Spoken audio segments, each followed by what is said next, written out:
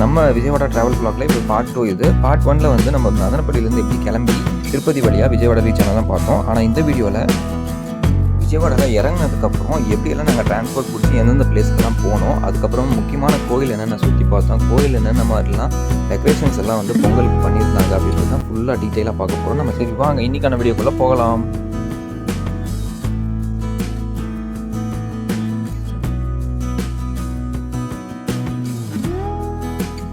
So Vijayawada junction railway station விட்டு இறங்கின உடனே நேராக நாங்கள் வந்து ஆட்டோ பிடிச்சி கிருஷ்ணா நதி கரைக்கு வந்துட்டாங்க. இப்போ நம்ம இருக்கிற இடம் தான் கிருஷ்ணா நதி ஓரம். இங்கேருந்து தான் வந்து இந்த மலை மேலே இருக்கிற கனகதுர்கம்மா டெம்பிளுக்கும் போகிற இடம் தான் இங்கே தான். இங்கே இடத்துல பார்த்த விஷயம் அப்படின்னா ப்ரஷ்ஷு கூட சேர்த்து வந்து இந்த வேப்பங்குச்சி வச்சுருக்காங்க. நாங்கள் இயற்கையாக வேணும்னா அதை வாங்கி கூட நம்ம பழு தேய்ச்சிக்கலாம். நிறைய டூரிஸ்ட் வருவாங்கன்றதுனால ப்ரஷ்ஷு, பேஸ்ட்டு, ஷாம்பு எல்லாமே வந்து வச்சு விற்றுட்டு இருந்தாங்க.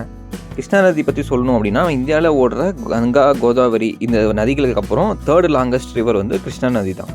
இந்த நதி கிட்டத்தட்ட வந்து 1300 கிலோமீட்டர் ட்ராவல் பண்ணி 4 ஸ்டேட்டாக வந்து கடந்து வருது. மக்கள் எல்லாருமே கண்டிப்பாக விஜயவாடா இந்த சரௌண்டிங் வந்தாங்க அப்படின்னா கண்டிப்பாக குளியலை போட்டு தான் வந்து சாமி கும்பிட்டு போவாங்க. ஸோ நதியை பார்த்துட்டு அப்படியே மேலே ஏறி வந்தோம்னா இந்த மாதிரி பஸ்ஸுங்க வந்து ஸ்டாப் பண்ணி போவோம். இதுதான் வந்து டெம்பிளுக்கு மேலே டெம்பிளுக்கு போகிற ஃப்ரீ பஸ்ஸஸ். இந்த மாதிரி நார்மல் பஸ்ஸஸ் இருக்கும், அது வந்து மேலே போகாது. இது வந்து சிட்டிக்குள்ளே ரோம் பண்ணுறதுக்கு மட்டும்தான் இருக்குது. குளிச்சுட்டு வந்ததுக்கப்புறம் ஃப்ரெஷ்ஷான லுக் இப்படி தான் இருந்தது. அதெல்லாம் முடிச்சுட்டு நேராக அந்த பஸ்ஸு நின்றுட்டு இருந்ததில்ல, அதுலேயே ஏறி நாங்கள் கிளம்பிட்டோம். அப்படியே மேலேருந்து ஏறும்போது கிருஷ்ணா நதி வியூ பார்க்குறதுக்கு சூப்பராக இருந்தது. லைட்டாக பனிமூட்டமாக இருந்ததுனால வந்து கிளியராக வந்து அந்த வியூ தெரியல, பட் ஸ்டில் வந்து பார்க்க நல்லா இருந்தது.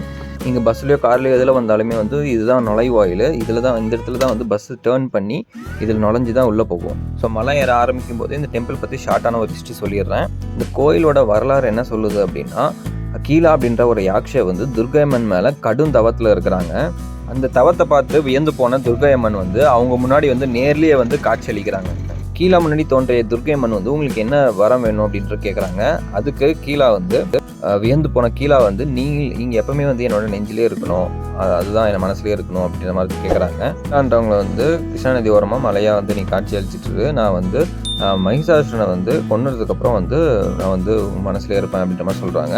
அதே மாதிரி கிருதயுகத்தில் வந்து மகிஷாசுரனை வந்து கொண்டுறாங்க துர்காதேவி. அதனால தான் வந்து மகிஷாசுர மர்தினி அப்படின்ற மாதிரி ஸ்லேவரி ஆஃப் மகிஷாசுரா அப்படின்ற மாதிரி துர்காதேவி வந்து நான் அழைக்கிறோம். துர்கையம்மன் சொன்னதுனால கீழான்றவங்க மலையாக காட்சி அளிச்சிட்டு இருக்காங்க இந்த இடத்துல.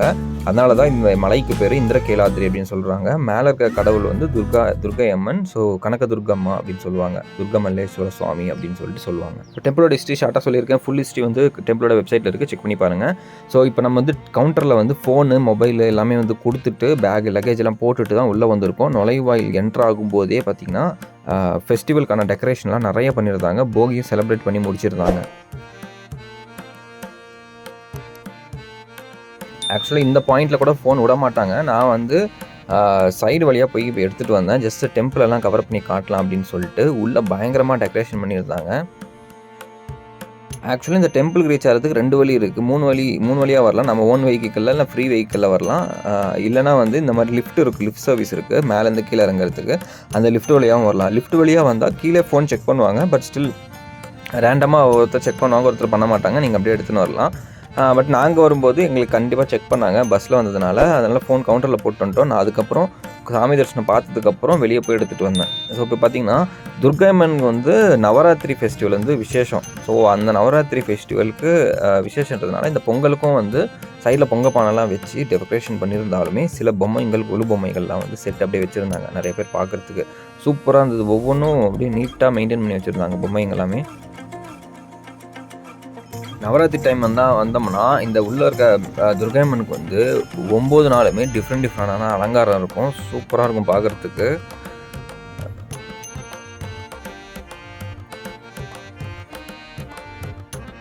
இங்கேயும் வந்து தரிசனம் வந்து ஃப்ரீ தரிசனம் இருக்குது, 100 ருபீஸ் டிக்கெட் இருக்குது, 300 இருக்குது, 500 டிக்கெட்ஸ் இருக்குது. இந்த மாதிரி வேரியேஷன்ஸ் இருக்குது.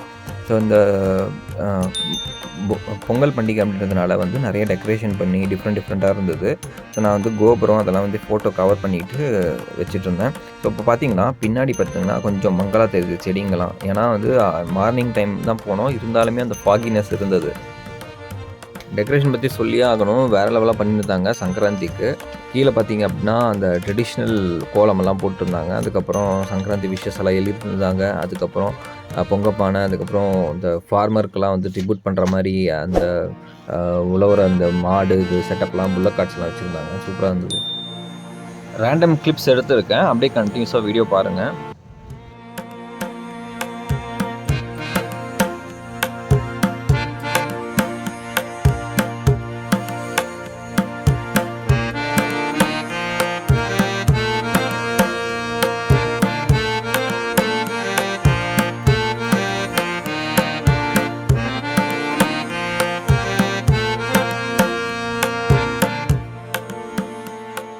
நீங்கள் பார்த்துட்டு இருக்கிறது வந்து டெம்பிளோட மெயின் ஃப்ரண்ட்டில் இருக்கிற கோபுரம். உள்ளே வந்து ஒரு மரம் இருக்குது பாருங்கள். அந்த கரெக்டாக மரம் வந்து சாமிக்கு முன்னாடி ஒரு 10 to 15 ஃபீட்ஸ் முன்னாடி வந்து மரம் இருக்குது. அந்த மரத்தை சுற்றி தான் நம்ம வந்து போய் தரிசனத்தை சாமி பார்த்துட்டு வருவோம். ஸோ கோபுரம் வந்து சூப்பராக இருந்தது.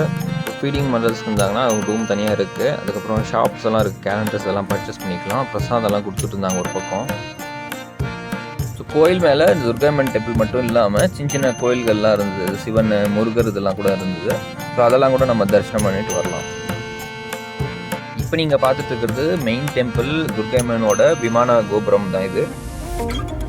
பார்க்க வந்து திருப்பதியில் இருக்கிற அந்த கோல்டன் இது மாதிரியே இருக்கும், கோபுரம் மாதிரியே.